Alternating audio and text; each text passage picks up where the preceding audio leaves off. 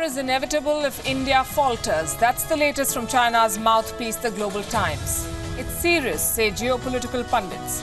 The question is, can China afford a conflict? What's at stake? For one, it's multi-billion-dollar investments in India. Can China afford to lose so much business? Is it time India mixed diplomacy with trade? China has long used this tool against other rivals. What's stopping India from doing the same with China? On Gravitas tonight, we do a SWOT analysis and call Beijing's bluff. I'm Palki Sharma Upadhyay. The headlines first.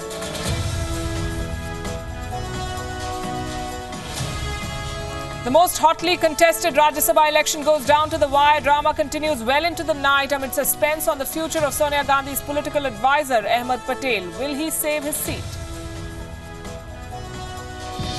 After months of tirade against fake news, Donald Trump launches what he calls a real news show. The News of the Week show debuts on social media. Critics call the video an attempt at propaganda.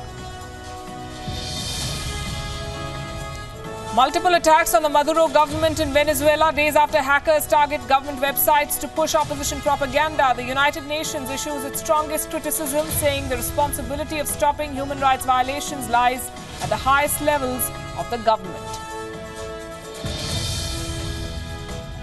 South African President Jacob Zuma's fate hangs in balance as voting begins in a no-confidence motion against him. Anti-Zuma protesters take to the streets in Johannesburg, Pretoria and Cape Town.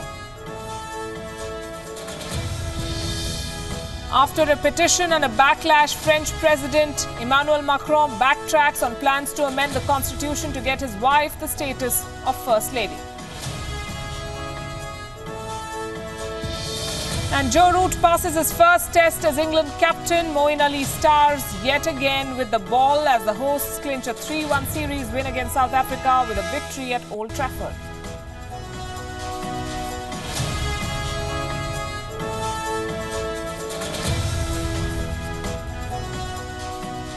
As always, some special reports and in-depth analysis. Kenya voted in a crucial presidential election today, but why is it on edge and how does the outcome impact India? We'll talk about that. We'll also tell you about the three generals who run the American government now. Is Donald Trump empowering the deep state? He's fighting. Walt Disney is spying on your children.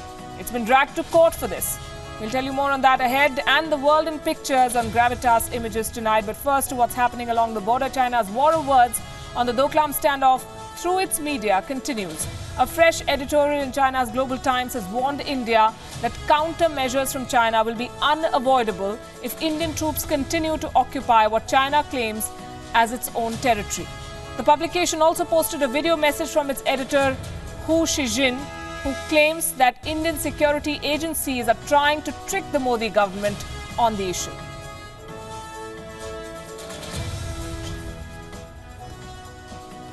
If Indian security authorities want to trick the entire Modi administration, I think war will be hard to avoid, because this means India is emboldened enough not to heed China's warning, leaving war as the only possible solution left. In 1962, the Nehru government was confident that China wouldn't strike. India is as naive now as it was back then. What a curious country. India and China have been locked in a border standoff at the Doklam Plateau for almost 2 months now, located at the tri-junction between Bhutan, India and China. Both Bhutan and China stake claim over Doklam. India backs Bhutan's claim, but China, who considers the plateau as part of Tibet, wants to build a road through this disputed territory. India is committed by an agreement to come to Bhutan's aid in the event of a security threat. Located on the western border of Bhutan, Doklam is right next to the Chumbi Valley.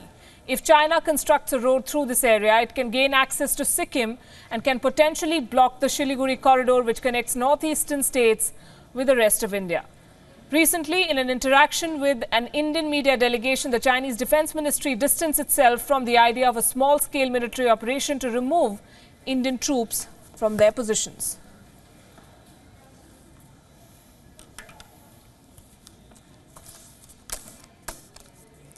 Joining us this evening on Gravitas, we have Atul Aneja, the China correspondent for The Hindu, with us from Beijing, and our own Ramesh Ramachandran, who's joining us from the newsroom this evening. Good evening to both of you. Atul, how serious is this? Can we keep dismissing this as bluster from China? No, I do not think so. And I'm not talking of the Global Times alone. I'm talking of what is emerging out of the Foreign Ministry and the Defense Ministry and from President Xi Jinping himself when he addressed and inspected troops at the 90th anniversary of the PLA on August 1st. And then you have the August 2nd 15-page note coming from the Foreign Ministry. Now, they're all consistent and consistently saying that all options are, in a way, are open, and that diplomacy will have its limits. I mean, that's essentially the message which is coming out, and there's an urgency to it. In fact, this morning itself, there was senior foreign ministry officials who briefed visiting India media delegation, making exactly the same point, that diplomacy has its own limits, and that if this continues forever, prolongs further, then in that case, in response to your question, that a military action cannot be ruled out. So I do not see it as bluster. I think there are historical experiences which we have that when China talks this language, it does mean business, and pressure is building up because China has a certain image of itself which wants to project to the world, not just to India, but to the countries which are watching it in the Asia Pacific, Southeast Asia, etc. And it cannot have that image it has set for itself dented. So there are various pressures which are building up, including a domestic pressure coming from very active social media, that you have to be decisive now, and it has gone on for nearly 2 months. So for a moment, I do not doubt that they mean business right now. Ramesh, how does the government of India view this? Well, for a fact, India maintains and consistently at that all diplomatic options are available and will continue to be used in the days and weeks forward. With that said, the last official statement on the record was made by the Indian Foreign Minister Sushma Swaraj on the floor of India's Parliament, when she said that it is probable and advisable for both sides to simultaneously withdraw from their respective positions and to pave the way for a resolution. Now, that has not elicited a favorable response from China. It remains to be seen between now and probably the next BRICS summit in 1 month's time from now, if there's any change at all on the Chinese position going forward. Atul and Aja, you've recounted a whole lot of signals that India should pay attention to, but specifically about Global Times, there's been a lot of debate on whether this is the official voice of the government of China. It is a mouthpiece. Is this the government's voice? Is it just a platform for the government to probably fly a kite, float an idea and gauge the response? No, I do believe that Global Times is not necessarily reflective of the government's view. So what comes out in Global Times is probably at times a trial balloon to test waters and see the response to that. So, but what I'm trying to focus is on something else, that if you leave apart the Global Times, there are very clear signals which are coming out from the main ministries, the Foreign Ministry and the Defense Ministry, and from the President itself. Those are the ones which need to be taken seriously. If you recall, we had the Hindu had an interview with the former NSA, Shiv Shankar Menon, and he made a very interesting observation that listen to what the Chinese officials, especially he referred to the spokesman of the Foreign Ministry, listen to them very carefully. And that's where we need to focus our attention. And the signals coming out from that are suggesting that unless Indian troops withdraw from Doklam, that becomes a prerequisite for any kind of dialogue to commence. I fully understand that this is an extreme position which the Chinese have taken, and will not be, not probably, but I'm certain that this will not be accepted by the government of India, and quite rightly so. But really the tension now is that there is no alternate formula which we thought which might emerge with the NSA's visit over here, at least not in the public domain. Which would de-escalate the situation. So that's why the tensions are becoming extremely high, because a diplomatic channel doesn't seem to be opening out, at least right now. And unless that happens, it's difficult to see how we can go ahead with the disengagement, which is so necessary now, having 2 months of this extreme tension at the borders. Ramesh, the Prime Minister is going to be attending the BRICS summit at the end of this month. Does the government of India expect the standoff to cool down to a certain extent before that happens?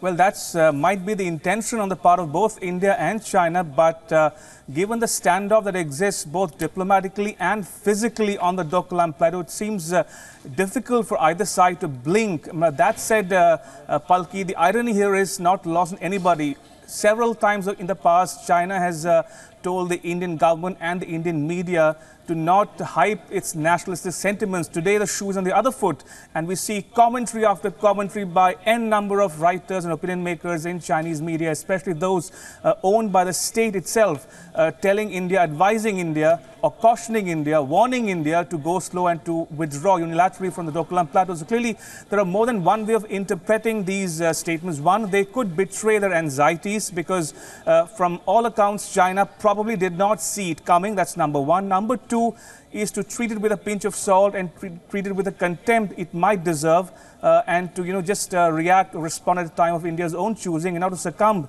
to provocations just yet. So clearly things are moving, but it remains to be seen how the behind the scenes maneuvers manifest themselves in the days and weeks ahead. Right, Atul Aneja, Ramesh Ramachandran, thanks very much for joining us. Will there be a war? We hope not. Does either side want a war? We can safely assume no, but the bigger question is, can China afford a war, let alone or a limited conflict with India? The answer is no, not if you consider how heavily invested China is in the Indian market and economy. While China is known to mix business with politics with some of its other neighbors, it finds itself outwitted by India's offensive defense capabilities. Here's a report. China has not shied away from using trade as a weapon or lever to browbeat rivals, big or small, into submission. In 2016, Beijing slapped a new fee on Mongolian exports to China in retaliation for Mongolia hosting the Tibetan spiritual leader, the Dalai Lama. In 2012, all it took for China to subdue the Philippines was to stop the imports of bananas. In 2010, China did not spare even Japan after the Japanese Navy arrested a Chinese fishing boat near the disputed East China Sea Islands. Beijing stopped the export of rare earths to Japan, which brought the Japanese electronics industry to its knees. Expectedly, Tokyo relented and released the Chinese captain. But in India's case, China finds itself hamstrung by a combination of factors. India is not only a huge market for Chinese manufactured goods, but also a destination for multi-billion-dollar Chinese investments. Also, the trade surplus hugely favors China. Even a limited conflict with India will have enormous consequences for China. And for once, China finds itself handicapped in employing trade as a lever against India. Brahma Chalani, a professor of strategic studies at the New Delhi-based Center for Policy Research, says China knows one misstep might put the bilateral trade in jeopardy. He says, and I quote, "China will not use the trade cudgel when it has more to lose," as illustrated by the current Sino-Indian troop standoff at the border where Tibet, Bhutan and the Indian state of Sikkim meet. Chinese leaders value the lopsided trade relationship with India. Exports are more than 5 times higher than imports as a strategic weapon to undercut its rivals' manufacturing base while reaping handsome profits. So instead of halting border trade, which could invite Indian economic reprisals, China has cut off Indian pilgrims' historical access to sacred sites in Tibet. Now sample the following data. In the first 9 months of 2016, as per provisional data from Chinese customs authorities, India's exports to China amount to $8.46 billion, while India's imports from China amount to $44.4 billion. Apart from trade, India is also one of the largest markets for project exports from China. Currently, projects under execution are estimated at more than $63 billion. As per Chinese figures, cumulative Chinese investments into India till September 2016 stood at 4.75 billion US dollars, while Indian investments into China were less than 1 billion US dollars. In the past, China's attempts at using coercion against India have met with little or no success. For instance, it issued staple visas to Indian nationals living in the northeastern state of Arunachal Pradesh, and it is building the China-Pakistan economic corridor in spite of India's opposition. In retaliation, some in India are debating a rethink on India's One China policy. For now, though, there are no clear winners in this battle of wits. Bureau Report, WION. Joining us from Beijing on this, Einar Tangen, political and economic commentator, and Stephen Golub, international affairs expert, with us from California. Good evening to both of you. We'll also be joined, I hope, by Mohan Guruswamy, head of the Center for Policy Alternatives from Hyderabad. Good evening, sir. Einar, I want you to, for once, not be politically correct and speak as an economist and not a political commentator. Can China afford a war, even a limited conflict with India? From an economic point of view, it's less than a rounding error. You have to remember that China has $2.3 trillion in trade. Those are just exports. The total amount that's going to India is quite small. But I don't think that's the way that Beijing thinks about it. All right, quite frankly, in 2013 and throughout a long period of time, there have been many friendly gestures, including trying to have India cooperate in the Belt and Road Initiative, saying that the most important relationship in the world going forward will be the relationship between these huge, massive civilization, giant markets. And I still think that that's the way they feel. I think there's been a misunderstanding on both sides, driven somewhat by past colonial ideas and the leftovers that need to be put aside. Mohan Guruswamy, who do you think stands to lose more? Well, India and China cannot afford a war. Both of them are big economies now and growing, still growing. India possibly even faster, and and the rest of the world depends on growth from India and China. If India and China start squabbling and warring with each other, world economic growth will suffer. And China is not all that. It might have very little trade with India, but 30% of its trade goes past Indian sea lanes, 300 kilometers from the peninsula. So it can't be sanguine about that. So it can't afford a war. Both are nuclear powers. Both are capable of great deal of escalation, even at the conventional level, which will cause huge damage and a huge turmoil in the world. I don't think the world can afford India and China to be warring. So I don't think that's going to happen. But what might happen is, a minus skirmisher there, and some media points will be scored by either side, and it'll end at that. Stephen Golub, the world cannot afford an India-China war. They've been locked in this conflict for almost 2 months now, but the world has done precious little. What role do you see for the international community here, and what do you think? Where do you think this is leading? Well, it's frankly a lose-lose situation. It is, I realize the notions of sovereignty or respect for each other are at stake here. I really hope that rhetoric doesn't overcome reality, both in terms of the some economic repercussions, but also once people start shooting at each other, things can escalate. I hope and trust that wiser heads would prevail in both New Delhi and Beijing, and I have every reason to think they will. But again, once things get exciting, once public opinion gets whipped up, things can spin out of control. I think there's room for the United Nations, for other honest brokers to try to help settle this dispute, to weigh in terms of calm negotiation. But ultimately, it is up to the leaderships of these two powerful, great countries to make sure that this remains certainly at most an irritant and hopefully something that's settled. Einar, let me quote some examples to you.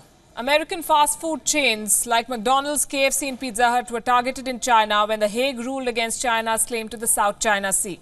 China officially boycotted Norway's salmon in 2010 after the Norwegian Nobel Committee awarded the Peace Prize to Chinese dissident Liu Xiaobo. China, do you agree, has used trade as a leverage to put pressure on its rivals? Absolutely, and you can add to that the problems with South Korea. It's neither here nor there. I think all countries do that. This is something that the U.S. does on a routine basis. Russia does. I think India has engaged in it in the past. This is simply an expression of what different countries believe are their sovereign interests. Now, the issue is, do you want to solve this with a gun or at the negotiating table? Are the lives of young men so meaningless that we would send them into what is, in essence, a goat field to fight over a minor piece of land based on some idea that this is going to change the world? I don't think so. If war solved anything, 1962 would have been dispositive, right? It isn't. It only nurses more bad feelings and will lead to future clashes. I think we should look at history and be very clear. Wars do not solve things. It ultimately comes down to people realizing that people have more value than pieces of land. We do hope there's no war and may your tribe grow, but sometimes you have to use some chips as a deterrent when the signs from the other side aren't very good. Mohan Guruswamy, my question to you then is, what is keeping India from leveraging trade when China does it so openly and so frequently? Well, the Indo-Chinese trade is very small. India's exports to China are very small. It won't really affect India. They're mostly primary goods. Chinese imports into India are significant in both in volume and in sectors. For instance, all our computers, iPhones and iPads and everything come from China. Electronics come from China. Much of our pharmaceutical basic materials come from China. We import them. So, our dependence on China is even greater economically. So this, trade wars are not going to happen, at least certainly not be initiated by India. But having said that, there are alternatives to China to supply this material, which might be more expensive. So India can afford to sustain a trade war if China imposes one on India and get its goods from somewhere else. So then I come back to the question, what's stopping India from doing that? India doesn't have any levers in its pocket. Will it stop exporting iron ore or coal or whatever to China or leather? That won't affect China one bit. But Chinese exports to India, if they're stopped, will affect India. So, that card of, denying Chinese Indian markets may not work. Okay. Stephen Golub, China has routinely used the boycott of foreign products to settle political scores. Why do you think it never faces the same? Well, far be it from me to actually criticize China or India these days, given the trade positions that my own country is taking. However, I think it's important to bear in mind, as one of your other guests said, that the U.S., India, other countries do manipulate trade, do use it for some ways for foreign policy purposes. And even though we're discussing this whole dispute in economic terms, I want to return to the point that once rhetoric heats up, things can spin out of control over what is, in essence, in the grand scheme of things, one small and isolated piece of land. And I really hope that it doesn't, be it in terms of economic retaliation or in terms of military action. Right. I'm going to leave it at that. Stephen Golub, Mohan Guruswamy and Einar Thangan, thanks very much for joining us. The question still hangs in the air as the conflict is far from resolved. Of course, we will keep track of the situation in Doklam. We're taking a break. Still ahead on the show, the latest from Kenya, where millions have voted in a presidential election under the shadow of violence.